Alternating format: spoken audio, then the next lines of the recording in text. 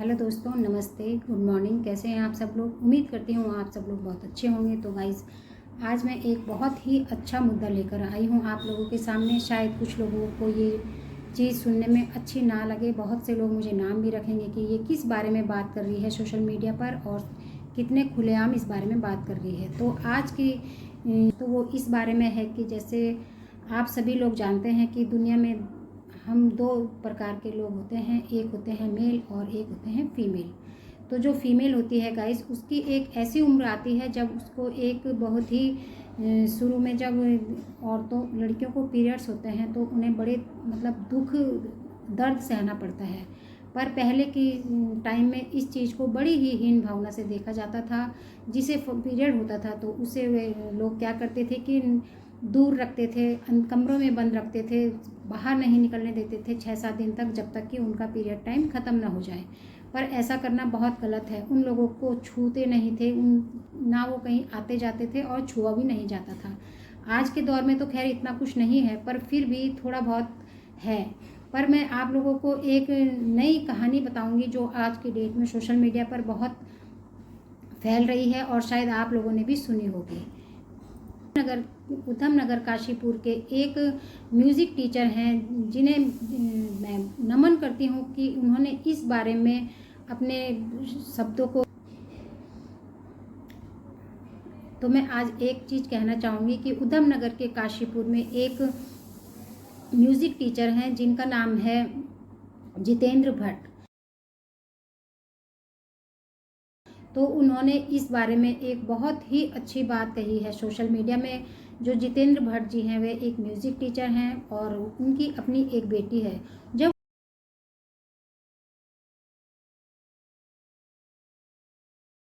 उनकी बेटी को फर्स्ट टाइम पीरियड हुआ तो उन्होंने उस समय उनका बहुत ही अच्छे से साथ दिया।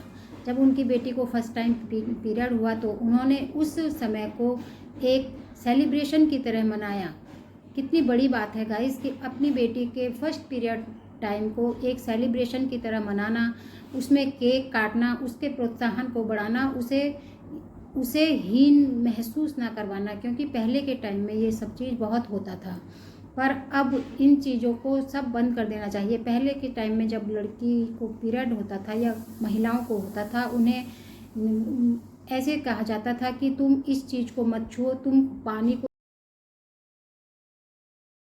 जल से दूर रहें। कई जगहों पर यह भी लिखा जाता था कि जल को ना छुएं। तो अगर ऐसा होगा तो फिर वे लोग, उनका प्रोत्साहन टूटता जाएगा दिन पर।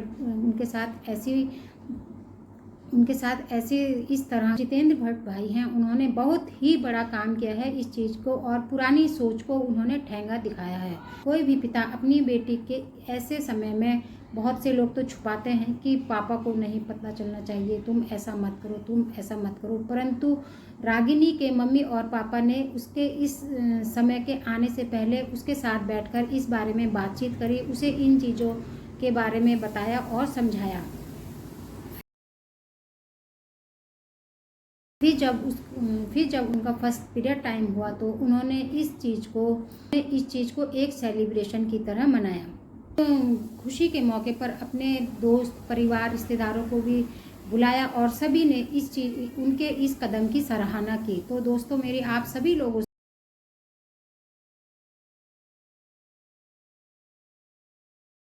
से रिक्वेस्ट है या निवेदन है कि जिनके जिनके घर में भी महिलाएं, बेटियां हैं, महिलाएं खासकर जो बेटियां हैं, छोटी बेटियां हैं, और जब उनका ऐसा टाइम आता है तो अब उनके परिवार वालों को उनके साथ अच्छे से रहना चाहिए और उस समय की हेल्प करनी चाहिए, उन्हें इस बारे में बताना चाहिए। क्योंकि शुरू में बच्चों को इस बारे में पता नहीं होता है।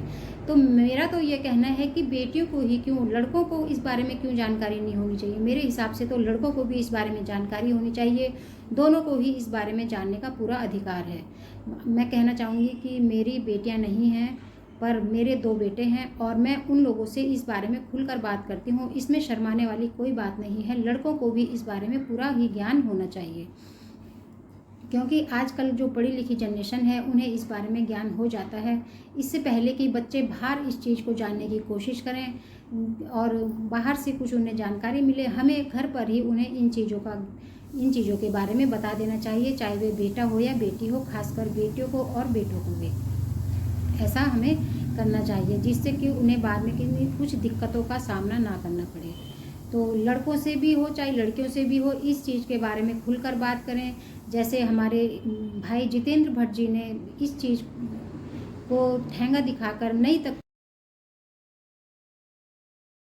को वेलकम किया है। हम लोगों को भी उसी तरह से करना चाहिए, अपनी बेटियों का, बहुओं का, बहनों का, सभी का इस चीज़ में साथ देना चाहिए। और जब उन्होंने इस समय को एक जश्न की तरह मनाया तो उनके सभी रिश्तेदार, परिवार और साथियों ने, जैसे खुलकर बोलूँगी, इसमें मैं शर्माऊँगी नहीं, जब पीरियड्स के टाइम में जैसे पैड्स यूज होते हैं तो लोगों ने उन्हें उपहार के तौर में पैड्स दिए।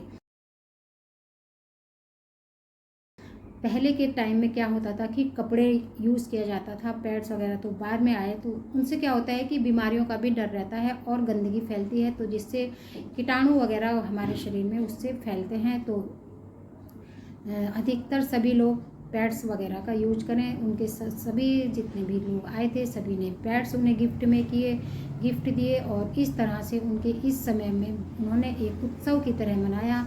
तो आप सभी लोगों से मेरा कहना है कि आप लोग भी इस चीज़ को इसी तरह सेलिब्रेट करें और इसी तरह से अपने सभी परिवार वाले अपने इस स्थिति में बेटी का साथ दें। मेन है कि बेटी का, क्योंकि जब एक बेटी औरत बन जाती है तो उसे इस बारे में काफ़ी ज्ञान हो जाता है, पर जो शुरू में बेटी को जब इस दौर से गुजरना पड़ता है तो उन्हें थोड़ा दिक्कत होती है। तो उन्हें दिक्कत ना हो, उन्हें इस बारे में पूरी जानकारी दें और उस समय उनका साथ दें। तो अपने वीडियो को मैं यहीं समाप्त करती हूँ। आपको इस बारे में मेरी ये वीडियो कैसी लगी प्लीज़ बताइए। अगर अच्छी लगी तो लाइक, कमेंट, सब्सक्राइब भी कीजिए। थैंक यू, धन्यवाद। जय हिंद, जय भारत।